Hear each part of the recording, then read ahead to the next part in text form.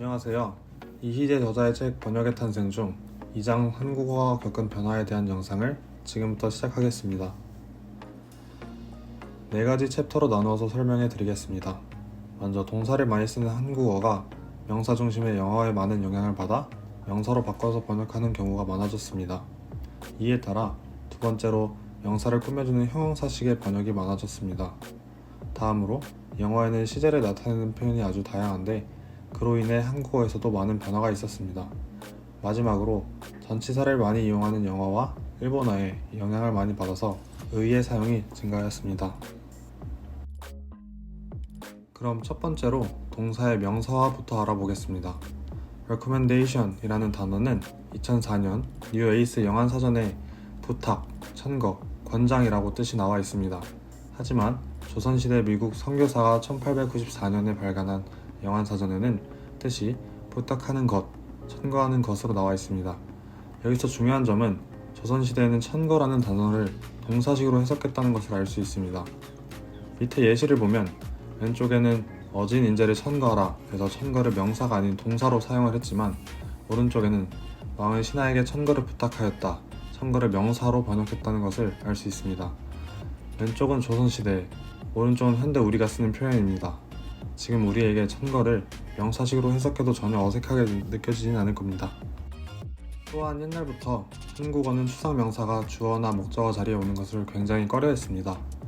예시를 통해서 보자면 The doctor's careful examination brought about the patient's speedy recovery.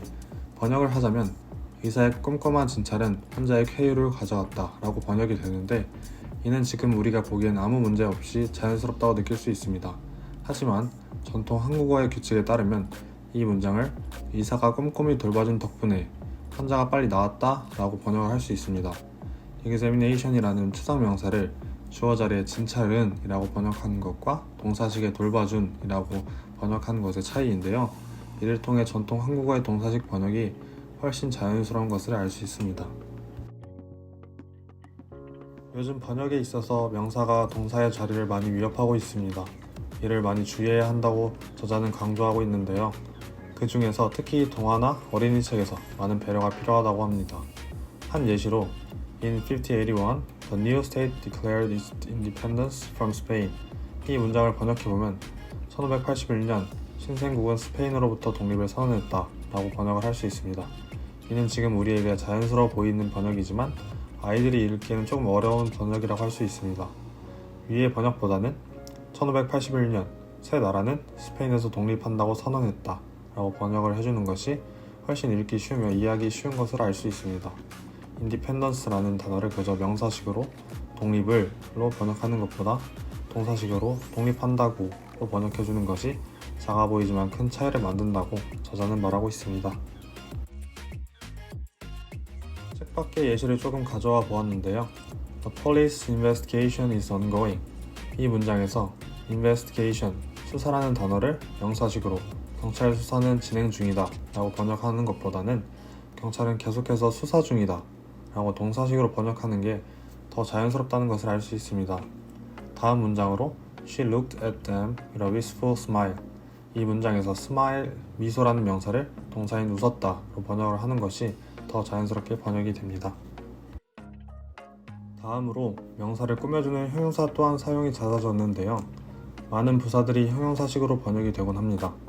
위의 문장 A careful comparison of them will show you the difference 에서 careful comparison을 번역하면 당연히 형용사, 명사로 자세한 비교라고 먼저 번역이 될 텐데 사실은 이보다 전통 한국어를 따라서 부사와 동사식으로 번역을 하여서 자세하게 비교하면 이라고 번역을 하는 게 훨씬 더 자연스러운 문장인 것을 알 수 있습니다. 이에 대한 책밖의 예시로 자연스러운 번역을 위해서는 첫 번째 문장 The media has a powerful influence on public opinion 에서 powerful을 강력한 이라고 번역을 하기보다 동사식으로 번역되는 influence를 따라서 강력하게 라고 부사식으로 번역을 해야 합니다.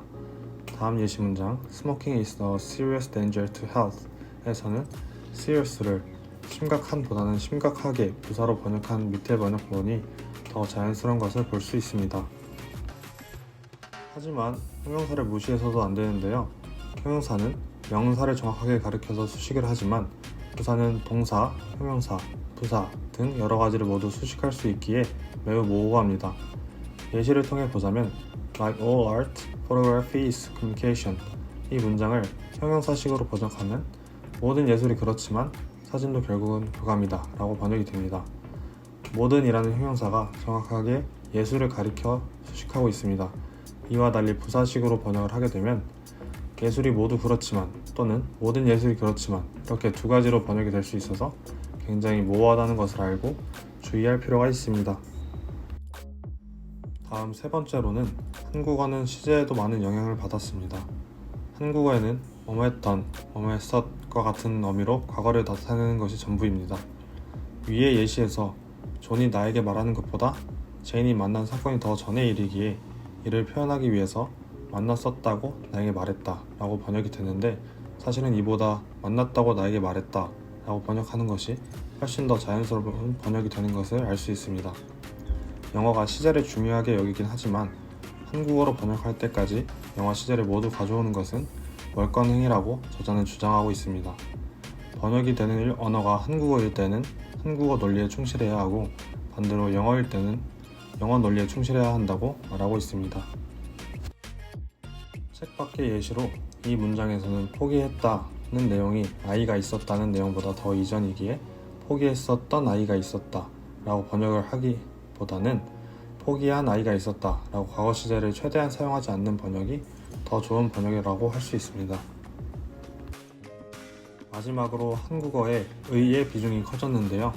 일제시대에 나온 가곡을 번역한 너의 살던 고향은 라는 문장을 많이 들어보셨을 것입니다. 사실은 이 번역보다 내가 살던 고향은 이 더 자연스럽고 한국어스러운 번역입니다.